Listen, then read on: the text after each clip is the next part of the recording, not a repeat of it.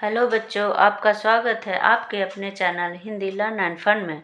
बच्चों, आज मैं आपको सिखाऊंगी भाषा। भाषा किसे कहते हैं और भाषा के कितने भेद होते हैं, कितने तरह की होती है भाषा।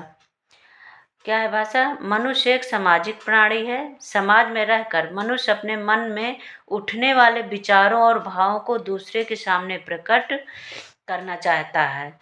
कहने का मतलब इसमें यह है कि मनुष्य समाज में रहता है, और जब समाज में रहता है मनुष्य तो एक दूसरे से बातें करेगा, कुछ अपने बात कहेगा, कुछ उसकी बात सुनेगा। इस काम के लिए उसे किसकी ज़रूरत पड़ती? भाषा की। भाषा ना तो सामाजिक, भाषा अगर ना हो तो ना ही तो सामाजिक कार्य अच्छे से हो सकते हैं, ठीक है, और ना ही सामाजिक और ना ही पारिवारिक कार्य। आप किसी से भी कुछ भी बोल नहीं सकते, ना बता सकते हैं। सामाजिक व्यवहार में विचारों के आदान प्रदान और सामाजिक विकास का प्रमुख साधन क्या है? भाषा है।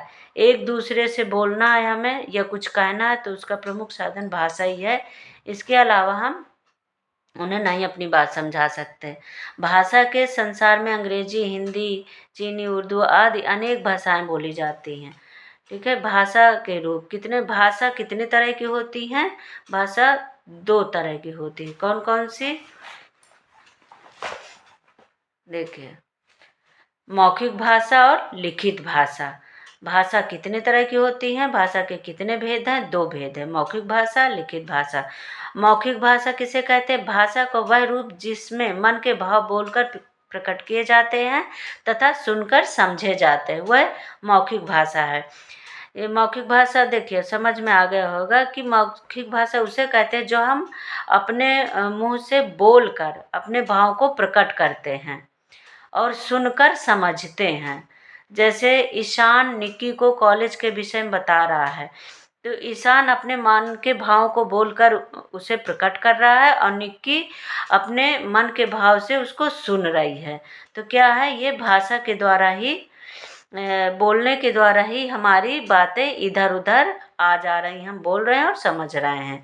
लिखित भाषा क्या है? देखिए, दूसरा साधन क्या है अब हमारे? एक तो बोल सकते हैं हम, और दूसरा क्या? लिख कर हम समझा सकते हैं अपनी बात।